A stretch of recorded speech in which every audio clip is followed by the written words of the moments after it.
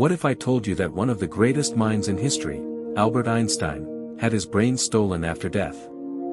Not by masked thieves under cover of night, but by the very doctor assigned to his autopsy.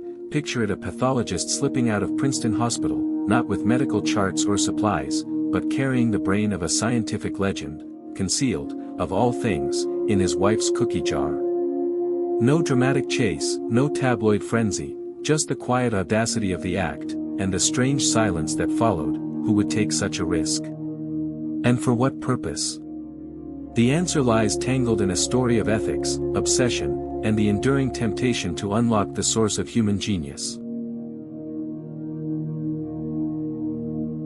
It was April 18, 1955, in Princeton, New Jersey. The world awoke to the news that Albert Einstein, physicist, icon, and the mind behind the theory of relativity, had died at the age of 76, the cause an abdominal aortic aneurysm. In life, Einstein had been explicit about his wishes. No autopsy, no relics, no public spectacle. His body was to be cremated, his ashes scattered in secret, so that his grave could never become a shrine.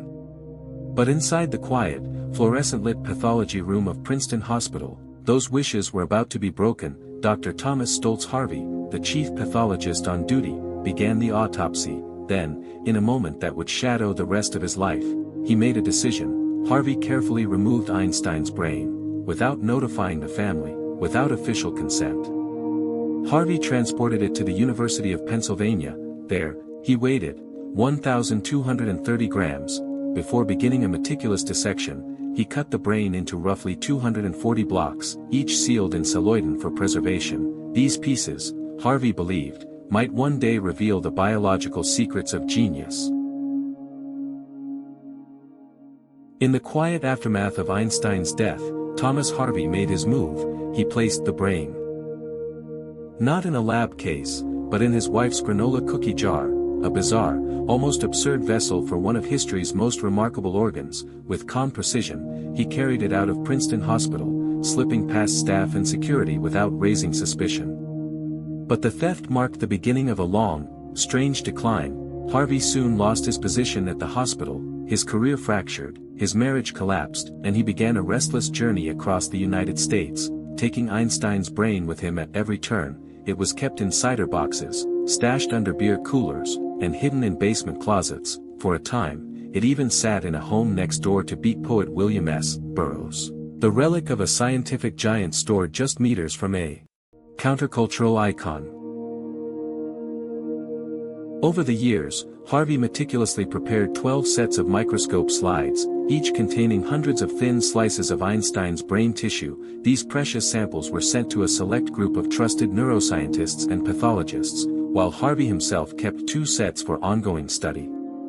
In 1984, renowned neuroscientist Marion Diamond received 4 of these blocks. Her groundbreaking research revealed something remarkable: a significantly higher ratio of glial cells to neurons, especially concentrated in area 39 of Einstein's left hemisphere, a region linked to mathematical and spatial reasoning. This finding hinted that the brain's support cells, or astrocytes, might play a crucial role in enhancing neural connectivity and cognitive function.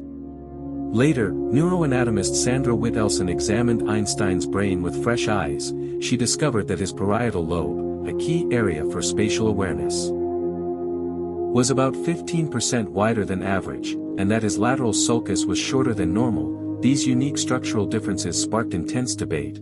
Could such variations help explain Einstein's extraordinary ability to visualize complex problems and understand abstract concepts?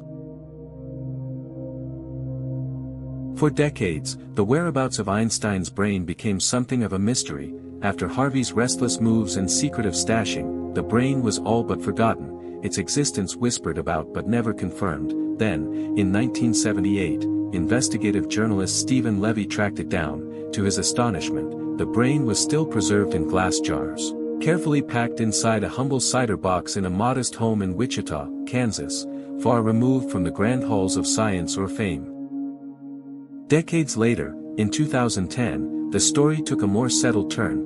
Harvey's heirs finally handed over the remaining brain samples and the extensive collection of photographs to the National Museum of Health and Medicine. There, these fragments of history were given a proper home, safeguarded for science and for the public, closing a chapter on one of the strangest odysseys in medical history.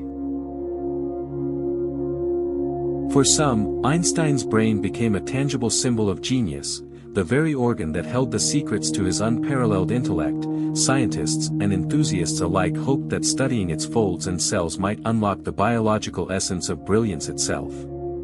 But not everyone agreed. Critics like psychologist Terence Hines argued that many of these studies were methodologically flawed and that the conclusions drawn were often speculative at best. The complexity of human intelligence, they cautioned, could not be reduced to mere structural quirks.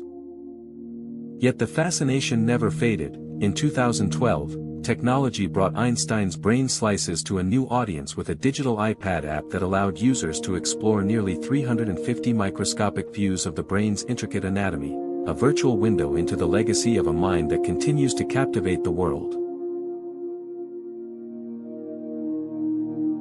But ask, what if the story itself became the obsession? Einstein's brain wasn't just studied, it was fetishized. He explicitly wanted privacy in death, yet his remains became a macabre exhibit. Harvey's journey, his loss of career, marriages, stability. It begs the question, did the brain really advance science, or just feed a problematic myth of genius?